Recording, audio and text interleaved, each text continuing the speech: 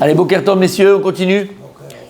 Donc, on était encore dans ce que nous dit le Rav, ce qui est important à travailler principalement avant Rosh Hashanah. Et il continue, il dit, quatrième chose, oh là là, la plus difficile, je ne sais pas si je lis parce qu'après, qu'est-ce que tu veux que je fasse? C'est le plus difficile. Pour moi, c'est le plus compliqué, je pense. Parce qu'on n'est jamais à la hauteur. Et on sera jamais à la hauteur. Je vous le dis. Il va où allô? Où tu vas? Tu viens? Ah, j'ai eu peur. Et que tu partais. Mon petit Chaim Dabou? Bah oui, je croyais qu'il allait partir. Ah ouais. C'est fini les vacances, hein? Alors il dit comme ça le Rav. Très dur, Rabbi Julien, très dur. Il dit Kiboud Avahem. Kiboud Avahem. Honorer ses parents. C'est une des choses sur lesquelles il faut réparer avant Rosh Hashanah, messieurs. Et pourquoi je dis que c'est très très compliqué et très dur? Est-ce qu'on sera à la hauteur? Est-ce qu'on peut rendre à nos parents le kavod, l'honneur qui leur revient par rapport à tout ce qu'ils font et tout ce qu'ils ont fait pour nous? Jamais!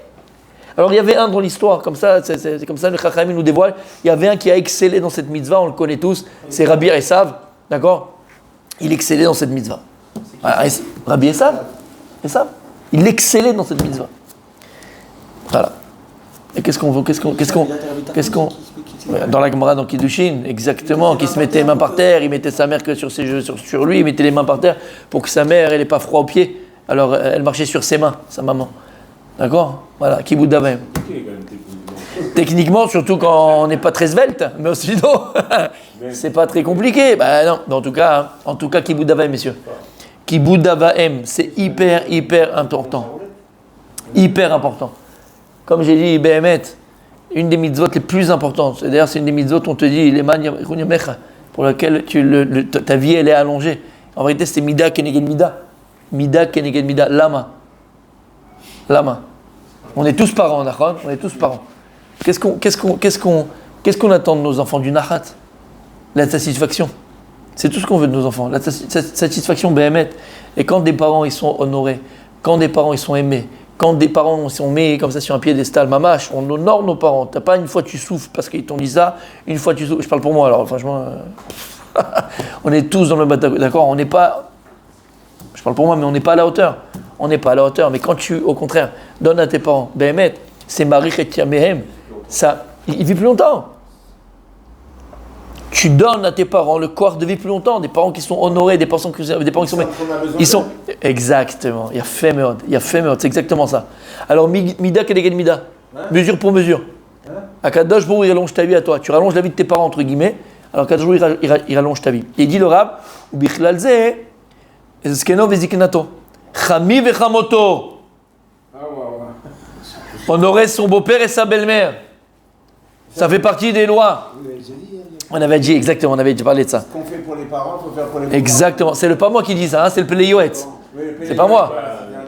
Et le Pélé Yoetz, d'accord, tu traduis le nom du livre, Pélé Yoetz. C'est quoi Pélé Yoetz? Miraculeux, prodigieux. Tu suis mes conseils, ta vie elle est différente. Donc, quand tu vas honorer ton beau-père et ta belle-mère, on avait dit, ça fait partie des choses que tu dois réparer. Parce qu'encore une fois, tout ça, c'est la famille. Et c'est tellement important, d'accord, tellement important la famille, quand on voit des familles qui sont unies, les belles-sœurs, les beaux-frères, ils sont contents de se voir, ils sont contents d'être ensemble, d'accord, les cousins, les cousines, la famille qui est unie, mais c'est une force atomique pour toute la famille. C'est une force, et c'est une protection d'ailleurs, ça protège la famille. Quand il y a une union parfaite, ça protège la famille. Donc c'est aussi qui? Le beau-père et la belle-mère. Ve'achi v'achiyota v'agdolim. Qui est aussi égal? Les grands frères et les grandes sœurs. Les grands frères et les grandes sœurs. Ils font partie de quoi? Du kavod. Tu donnes un kavod à ton grande sœur, un kavod à ton grand frère. Et avicha ve'et imecha. Les rabot et achagadol. Pas l'émission. Ve'et achot agdola. Donc messieurs, voilà, il dit le quatrième chose de Rav. Bémet. Travailler et réparer Kiboud Avahem. Si tu dois plus encore, c'est pendant cette période de Elul, avant Rosh Hashanah, mais toute l'année. Hein. Ah, mais ils m'ont dit comme ça. Ah, mais ils m'ont fait comme ça. Ah, mais il y a toujours tes parents. Tu ne serais pas là, petit nénuphar. Tu ne serais pas là. Et toi, tu viens et tu fais le malin. Il n'y a rien. Et même si Béhémet, ils ont tort. Même si ils peuvent avoir tort, les parents. Des fois, ils peuvent retrouver. Si, ils peuvent avoir tort. Et maintenant, d'accord, toi, tu te dois. En malasot, tu te dois. Il n'y a pas. C'est les parents. Tu fermes ta bouche, tu baisses la tête et tu te tais. C'est les parents. Tu te tais. Tu leur dois tout avec un grand T. Parce que sans eux, tu avais un grand rien. Exactement, un grand R. Et ben voilà. En malasot. C'est clair? Ok. Cinquièmement, Rabbi Yigal. Vechen mora avaem. Donc pas seulement honorer ses parents, mais craindre ses parents. Mora avaem. Il y a donc honorer ses parents et craindre ses parents. Sixièmement, le kavod, c'est l'honneur. Tu vas leur donner leur place, tu vas les faire, tu vas faire les courses. Et mora, c'est les craindre. D'accord? C'est craindre des parents, avoir peur des parents. D'accord? La savate. Non, je rigole, c'est pas la savate. D'accord? C'est en hébreu, en hébreu, entre guillemets. C'est comme la Yirat Hashem? Bien sûr. Bien sûr. Dans le même état d'esprit, et je vais le dire exactement, il y a fait mode, c'est quoi? Garder ses distances, Rabibi. Ton père, c'est pas ton pote, aujourd'hui, c'est une mode. Aujourd'hui, c'est la mode. Les parents sont copains des enfants. Et c'est pour ça que c'est une catastrophe. Bon, alors, c'est vrai que des fois, les parents sont encore au niveau des enfants, au niveau mental. D'accord? Non, mais c'est la vérité. C'est la vérité. Ouais. C'est la vérité. D'accord? Quand tu vois la maman qui est, elle, en train de suivre les téléréalités, télémachins, les bijoux chouettes, bon, d'accord, tu comprends qu'est-ce qu'elle va donner à ses enfants, d'accord? Qu'est-ce que tu veux transmettre à tes enfants si toi-même, tu es un gosse? C'est un problème. Et d'ailleurs, on voit Yerita Tadorot, comment les générations, ça part un petit peu en vrille, d'accord? Mais rien que nous, notre génération à nous, je ne parle pas à votre génération à vous, parce qu'on est quand même deux générations différentes, ok? Mais je ne parle pas à toi, je parle à Rabbi Abraham, d'accord? Mais notre génération à nous, d'accord? On avait les parents et les enfants. Ouais. On craignait nos parents. Ouais. Et pourquoi? Parce que nos parents étaient des parents. Ils ne se comportaient pas comme des enfants. Tu n'avais pas le père qui disait à son enfant dégage et lui il est en train de jouer à la PlayStation et il laissait le. Tu comprends? C'est qui le parent, c'est qui l'enfant, quoi. Ou la maman, c'est une gamine. Mais t'envoies des gamines. Tu dis, mais comment tu peux éduquer ta fille ou ton fils? T'es une gamine. La femme, c'est une gamine. Ou le père, c'est un gamin. Tu comprends ce que je veux dire par là? Ouais, à l'époque, c'est ce qu'il y avait. Et donc, c'est ça quand on parle de Mora. D'accord? Craindre ses parents, c'est mettre la distance. Comme je disais, il y avait un mot qui exprime ça, c'est pas de tsara. Pas de tsara avec les parents. Pas de proximité avec les parents. Bon, bien sûr, attention, on fait des guilis, on peut jouer, on peut truquer, on va dans l'eau, Mais c'est des choses différentes. On garde le respect, on garde la distance. Il y a une référence. Hiérarchie. On garde la hiérarchie. Bravo, égal. J'aime quand tu parles comme ça, égal. Lève-toi plutôt, égal, c'est comme ça que je t'aime. Il y a fait égal. T'as compris? La hiérarchie. Ensuite, il dit le Rav, on est à la 6e préparation. Kavod ou morat des tamidei chachamim. Travailler sur quoi aussi? L'honneur et la crainte que tu dois avoir des talmidei chachamim. La crainte, comme on explique, et le kavod, comme on dit. Honorer la Torah. Honorer ceux qui représentent la Torah. C'est pas l'homme que tu honores. C'est la Torah qu'il représente que tu dois honorer. D'accord? Hier, il y avait je t'ai dit, on a fait une petite réunion là avec Rav Roy et tout ça. Et c'est un vrai Kiddush Hashem par rapport à ça. C'est qu'il disait il voyait en tout cas, parce que chez les Israéliens, alors c'est. Tape là mon pote, hein, c'est comme ça quoi. Alors il disait que chez les Français, ils ont remarqué chez les Français, il y avait ce kavod de la Torah. Donc chez les Israéliens, c'est mamash. Voilà quoi. Alors que chez les Français, Bémet, et ça c'est une mala, Bémet, c'est une mala. Il ne faut pas le perdre ça. Nous, ce qu'on a reçu comme ça dans l'éducation qu'on a reçue de nos parents, c'est une mala qu'on a nous les Français, Bémet.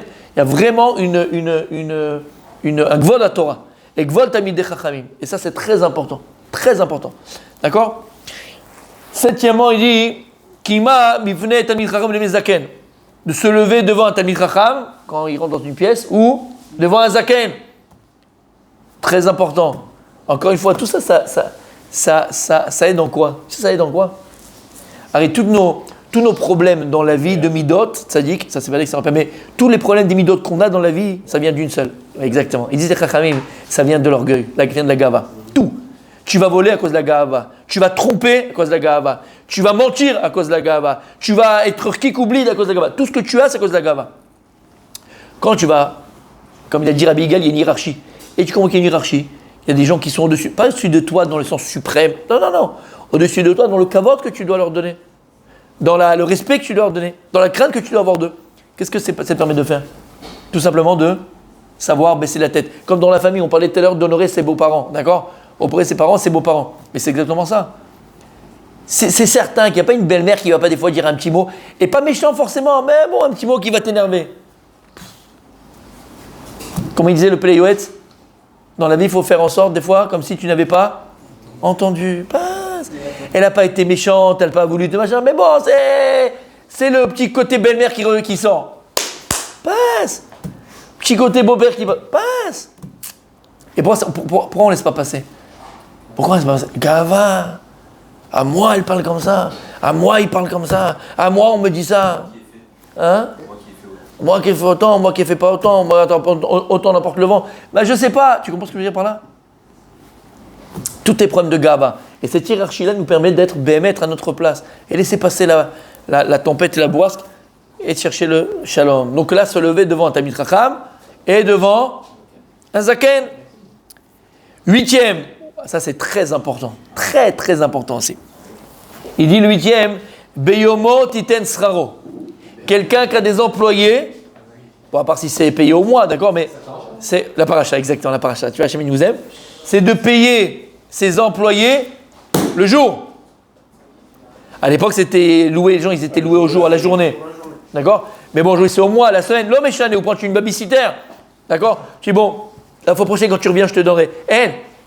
Prépare l'argent, le jour même, au moment même, il a fini le travail, tu dois lui donner. Très, très, très important de payer en temps dans la Torah, de payer en temps ses employés. C'est Alteacha. D'accord, et c'est même dans ces choses-là, exactement. J'aime bien ces petites... c'est pas mal. Ça habille bien le truc, le sujet. Vas-y. Non, c'est le 8e maintenant. Chose qu'il faut travailler, d'accord? Si tu es un patron au Lodama ou même à la maison, quand j'ai une babysitter, tu le payes tout de suite. Un type vient faire un travaux, juste il a posé une colle, il s'en va, il n'y a pas autre. Tu le payes tout de suite, pas je te fais. Tout de suite, tu fais un bit, tu fais un machin, tu payes tout de suite. Très très important de payer tout de suite. 9e. T'es là ou pas? De ne pas retarder le paiement de la tzedaka que tu as promis à des pauvres ou à une institution, ou bien à la synagogue, ou les troumotes que tu as fait à la synagogue. Payer en son temps, et donc avant Rosh Hashanah. Les places des fêtes. Place des fêtes, les dons que tu as fait avant Rosh Hashanah. 10e, messieurs, l'otakum et l'otitor, ne pas se venger. Ne pas se venger. Shmet, il m'a fait ça, tac, alors je refais ça. La vengeance, c'est quelque chose que quelqu'un de il déteste aussi. Ne pas se venger. 8e, bon ça c'est clair, d'accord? Tu dois te préserver de toutes choses mauvaises. Encore plus pendant ce mois de Elul, tu dois te préserver de toutes mauvaises choses. Donc, encore plus pendant ce mois-là, mais c'est toute l'année, faire attention où tu places tes yeux, mon tzaddik. Tes yeux, mon tzaddik. Fais attention à tes yeux, garde tes yeux, fais attention à tes yeux, fais attention à toutes les choses rares, tout ce qui est mauvais. Éloigne-toi, encore plus pendant le mois de Elul, bien sûr on se prépare, mais toute l'année. Ça c'est le 12e. De ne pas raconter la shonara, faire attention pendant ce mois, parle moins, si tu ne sais pas parler, parle moins. Ne pas parler de la shonara, ne pas écouter de la shonara. Comme on dit que cette avéra, elle est keneged, les 3 averot achamurot. La avéra de la shonara, de parler mal sur les gens, elle équivaut aux 3 averot, aux 3 péchés pour lesquels tu dois laisser tuer et ne pas les transgresser, qui est l'idolâtrie, le meurtre et le krakram boum boum. Yud Gimel, 13e. Lotik Pots, Shelo le alim aïn medinat tzedaka. Quand quelqu'un vient te demander de la tzedaka, ne fais pas seulement que tu ne l'as pas vu ou entendu. Kélo, j'étais pas là. Ah bon, mais je ne savais pas, je ne l'ai pas vu. Ouais, mais fais pas le mytho, fais pas le machin. D'accord? À sourd de faire semblant, de dérober son regard du pauvre, d'accord, et dire ah mais je ne l'avais pas vu. C'est pas vrai. D'Afka pendant ce mois-là on va le voir aussi le mois de Elul, comme on dit tzedaka tatzil mimavet. Et le dernier dit le Rab, shmirat shabbat bechol prater melachot va'isurim midorait et miderabanan. Et il dit il faut se renforcer pendant cette période-là encore plus à shmirat shabbat, à garder le Shabbat. Et c'est quoi garder le Shabbat? Pas simplement en faisant une belle table, ça fait partie du Shabbat, Vadaï. Honore le Shabbat pendant ces 4 semaines-là, qui nous restent, si Dieu veut, les 3 Shabbats qui nous restent jusqu'à Rosh Hashanah. Honore le Shabbat comme tu n'as jamais honoré le Shabbat. Tu n'as pas l'habitude d'acheter du saumon fumé, prends du saumon fumé. Des œufs de saumon, prends des œufs de saumon. Anila, une belle viande, un beau rôti, un beau machin. Mamash, plus que l'habitude. Lama, la neg et des Shabbat. Honorer le Shabbat, mais pas que ça. Ça ne s'arrête pas à ça. Ça commence par ça. surtout Rabbi aussi, apprendre les halachot de Shabbat. Et pendant les halachot de Shabbat, il y a une halakha qui est très simple. Par exemple, ne pas parler d'ivrei chol pendant Shabbat. Efforce-toi, c'est simple, efforce-toi à ne pas parler pendant, et fais l'effort pendant ces semaines-là, à plus faire attention de ne pas parler de bêtises, ni de Mbappé, ni de machin, ni de ce qui se passe, ni de Poutine, ni de routine, ni de ce que tu veux. Shum davar. Parle que de choses intelligentes. Les enfants, l'école qu'ils ont fait, qu'ils ont appris, qu'ils n'ont pas apprendre, d'ivrei Torah, des machins partagés avec la famille. En tout cas, ça fait partie de l'halachot Shabbat. Et après, il va t'aller toute la halachot de Shabbat. Fais attention à borer, de ne pas trier pendant Shabbat. Fais attention à bonnet, fais attention de ne pas construire pendant Shabbat. Une poignée laissée casser, tu peux la remettre, tu ne peux pas la remettre. D'où tu vas savoir. Écoute, Yosef, c'est écrit noir sur blanc. Tu n'as pas besoin d'appeler ni le rame, ni pas le rame. C'est écrit noir sur blanc. Un morceau de viande avec plus de gras, moins de gras, c'est pour elle. Quoi? Non, les deux tu veux manger. C'est une grosse question. Les deux tu veux les manger. Non, c'est les deux ils sont bons pour toi. Donc c'est ok. Bien sûr. Là c'est trier le mal, le bien du, entre le bien, entre le, là c'est le bien, mais entre le bien et le mauvais quoi. C'est ça qui est interdit. Celui qui aime vraiment pas le gras, qui aime jamais les gras. Pas de problème. Ouais, C'est pour le manger, c'est la tsoura, c'est la façon dont tu le manges. Tu le manges immédiatement et c'est la façon dont tu le manges. Là c'est comme maintenant tu as deux choses et tu veux pas de cette chose là. Là ça s'appelle trier parce que pour toi c'est mauvais. On parle de quelque chose qui est mauvais, comme les arêtes. Tu manges pas les arêtes d'un poisson. Là-bas, tu comprends? Celui qui mange jamais le gras, Ouais. il aime jamais le gras avec un peu. C'est pas bourré. Choisir une viande dans le plat, c'est pas bourré. D'accord? Il y a plusieurs morceaux de viande, c'est pas bourré. C'est maintenant dans la viande. Maintenant, ça pourrait être un problème. Si tu as un gros morceau de gras dans la viande et que tu n'aimes pas, ça te dégoûte, tu as une odeur d'ama, et là que tu l'enlèves, c'est mauvais pour toi. Donc là, c'est un problème. Bon, sinon, non. Des morceaux parmi les morceaux, c'est pas bourré. D'accord? Mais tout ça, il faut les apprendre. Tout ça, il faut les apprendre. Donc il dit le Rav, voilà, aussi se renforcer pour Ilchot de Shabbat. Là, on a terminé ces petits conseils que nous le Rav. On continue demain, Bezrat Hashem. Il va parler d'un dernier sujet qui est très important. Alors, ça vous paraît anodin ou ça ne nous concerne pas, on va voir demain que ça nous concerne énormément. Bon, on fait un peu Netflix hein, aussi pour. Voilà. C'est un peu Netflix.